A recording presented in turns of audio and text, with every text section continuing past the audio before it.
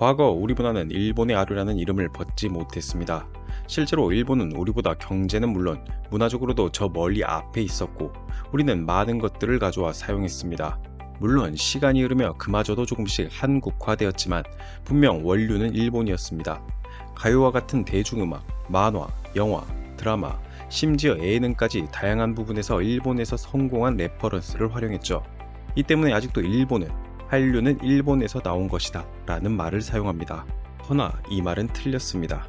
애초에 우리가 가져온 일본 문화는 미국에서 출발한 것이 다수입니다.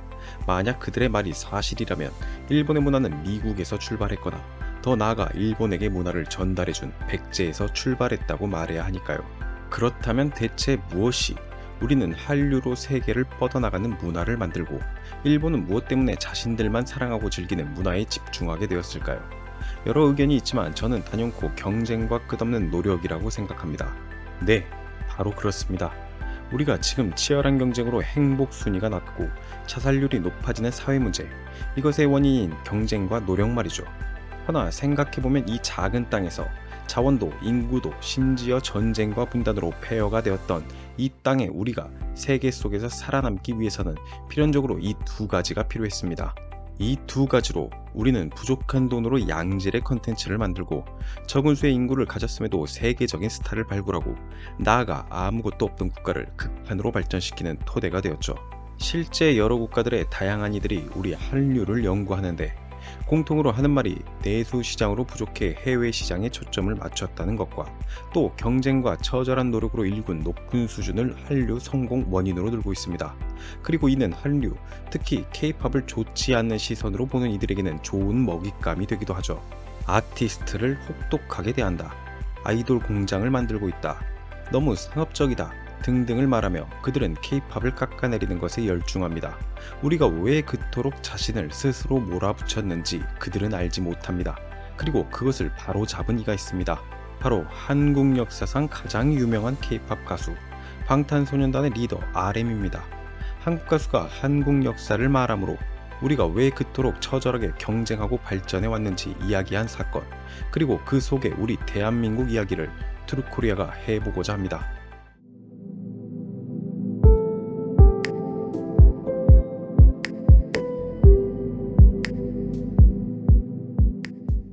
2023년 3월 13일 한국 이미지 커뮤니케이션 연구원은 한국인 여론 주도층과 한국을 경험한 외국인 여론 주도층을 대상으로 최근 설문조사를 실시 발표했습니다. 이에 따르면 외국인의 94.86%, 한국인의 91.05%는 BTS를 한국을 대표하는 인물이라고 밝혔는데요. 2위는 영국 프리미어리그에 뛰고 있는 손흥민 선수, 3위는 K-팝 걸그룹 블랙핑크였습니다. 솔직히 말하자면 저는 처음 서방 지역에서 방탄소년단의 인기가 엄청나다는 말을 한 귀로 듣고 흘렸습니다. 그저 스쳐가는 유행, 일종의 국뽕 같은 거라고 생각했죠. 하지만 이는 완전히 잘못된 생각이었습니다. 일부 소수 매니아들만 즐긴다고 알려졌던 한국 아이돌 가수가 미국에서 단독 공연을 하고 다국적 팬들은 공연장에 들어가고자 하루 넘게 밖에서 노숙하기도 했습니다. 외신은 이런 상황에 어리둥절하며 헬기를 띄워 취재에 나섰고 영국 비틀즈 이후 최대 문화 침공이라는 말을 사용한 모습을 보며 놀랍고 또 뿌듯하기도 했죠. K-팝은 어느새 세계에서 소비되는 하나의 음악 장르가 되었습니다. 심지어 K-팝이란 대체 무엇인가?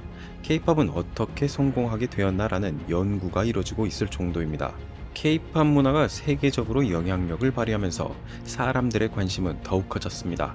어느 정도냐면 방탄소년단은 청와대는 물론 유엔에 그리고 백악관에 초청되어 미 대통령과 이야기를 나누기도 했죠. 이들의 등에 대한민국이라는 마크가 선명히 새겨진 지금 이들의 말 한마디 한마디는 우리나라를 대표하는 외교사절단의 무게와 다를 바 없게 되었습니다. 이것을 누구도 원하지 않았더라도요. 그리고 이들을 시작으로 우리 K-팝 스타들은 세계로 더 빠르게 퍼져나갑니다. 해외 팬들은 우리 아이돌 산업 전반을 공부하고 한국 음식을 먹고 심지어 한국 역사를 공부하는 지경에 이릅니다. 물론 관심은 좋은 것만 있는 게 아닙니다. 한국 가요계, 특히 아이돌 문화에서 드러났던 각종 부당계약, 소위 찌라시라고 불리는 루머, 가혹한 트레이닝 등 부정적인 요소까지 관심사에 오르게 되었고 좋아하는 사람만큼이나 의문이 가득한 시선이 존재합니다. 특히 처음에 말씀드렸듯 우리가 혹독하게 아티스트를 내모는 문화에 대해 참 어긋난 시선을 보내는 경우가 많죠. 이것을 노력이 아니라 일종의 학대로 생각하는 것입니다. 그리고 이 질문은 현재 병역 문제로 완전체 활동을 쉬고 있는 방탄소년단의 리더 RM에게도 도달합니다. 2023년 3월 12일 스페인 매체 엘파이스는 방탄소년단 리더 RM과 K-팝의 성공과 한국의 역사, RM의 예술품 수집 등을 다룬 인터뷰 내용을 공개했습니다. 엘파이스는 RM에게 시종일관 자극적으로 보일 수 있는 질문들을 날렸습니다. 먼저 K 수식어가 지겹나? 라는 다소 놀라운 질문을 받은 RM은 침착하게 스포티파이가 우리 모두를 K-팝이라고 부르는 것에 질릴 수도 있지만 그건 프리미엄 라벨이라고 했는데요. 그는 이어 우리 조상들이 싸워 쟁취하려고 노력했던 품질 보증과 같은 것이라고 답변했습니다.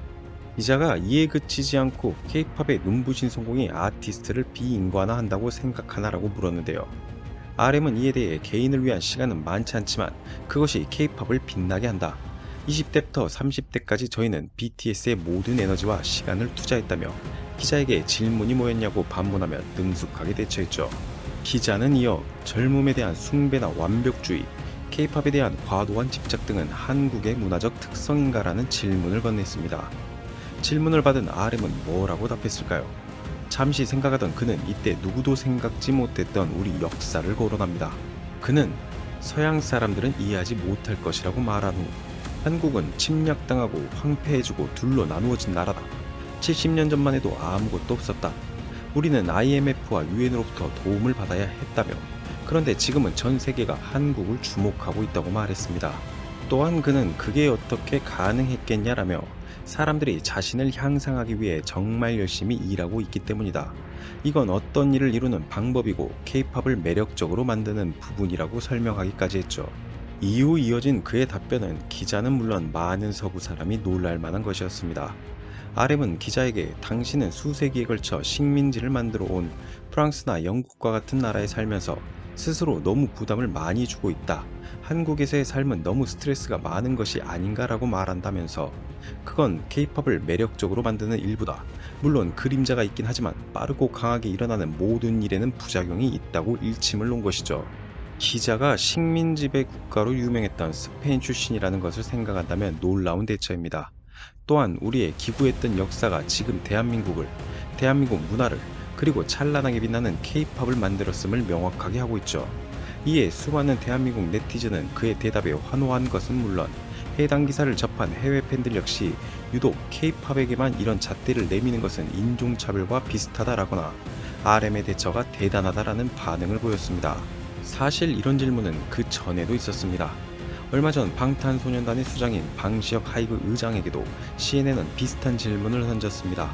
방시혁 의장은 2023년 3월 2일 미국 CNN 경제 프로그램 퀘스트 민즈 비즈니스에 출연해 앵커 리처드 퀘스트와 다양한 이야기를 나눴는데요.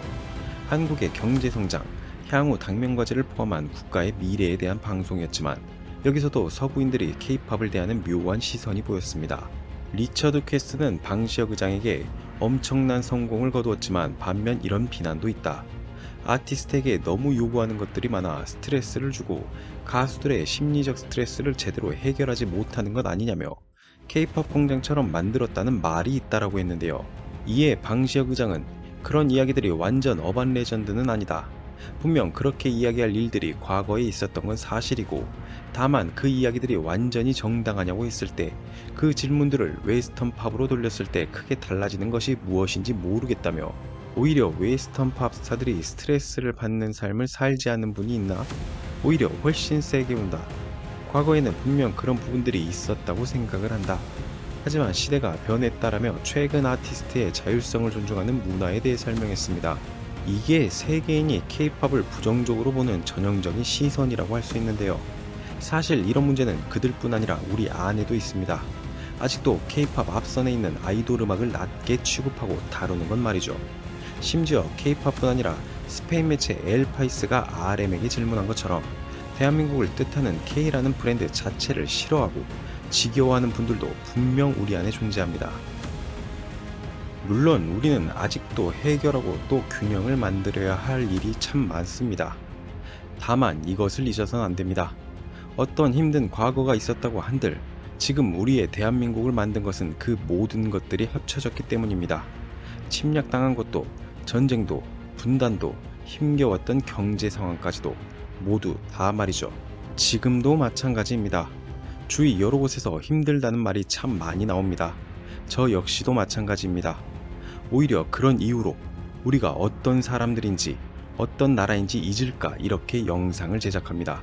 방탄소년단의 리더 RM이 말했던 것처럼 먼 훗날 우리가 지금 이 힘겨운 시기를 이겨내고 또 이 시기를 연료 삼아 다시 우뚝 설 날이 올 것이라고 확신합니다. 우리는 늘 위기를 기회로 만드는 민족이니까요. 우리 한국 역사를 말해 멋진 인터뷰를 진행한 방탄소년단의 리더 RM에게 감사하다는 말을 전하며, 그리고 그들의 뒤를 이어 많은 K-POP 아티스트가 RM과 같은 국가관 및 역사관을 갖고 또 당당하게 말할 수 있기를 바랍니다. 영상을 시청해주셔서 감사합니다.